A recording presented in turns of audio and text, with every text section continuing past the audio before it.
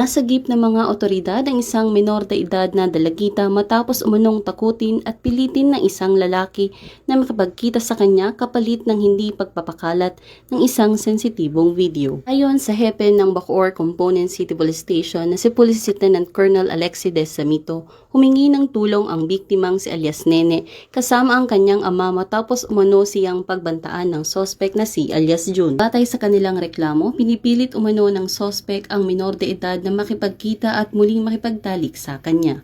Nagbanta rin umano itong ikakalat sa ibang tao at sa social media ang isang pribadong video kapag hindi siya sinunod ng biktima. Agad namang nagsagawa ng entrapment operation ang mga tauhan ng Women and Children Protection Section, Intelligence Unit at SWAT ng Bacoor Police sa isang hotel sa Bacoor City. Ay kinasang entrapment operation, tuluyang nasakote ng mga otoridad ang nasabing sospek.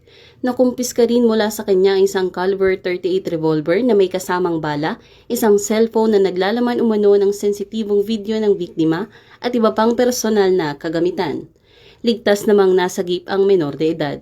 Samantala, 2 ring hotel staff ang naaresto at nahaharap sa kasong obstruction of justice matapos umanong hadlangan at makasagabal sa operasyon. Matapos ang matagumpay na entrapment operation, nahaharap ngayon ang suspect sa mga kasong multiple counts of statutory rape, grave threat, grave coercion, attempted rape in relation to RA 11648, paglabag sa Article 151 ng Revised Penal Code at illegal possession of firearms and ammunition sa ilalim ng RA 10591. Sa kasalukuyan ay inihahanda na ang mga kaukulang dokumento para sa pagsisampa ng mga kaso laban sa suspect sa Bacoor City Prosecutor's Office.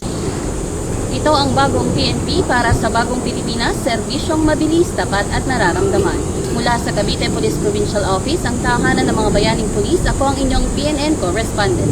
Alagad ng batas, tagapagtaguyod ng Balitang Pulis.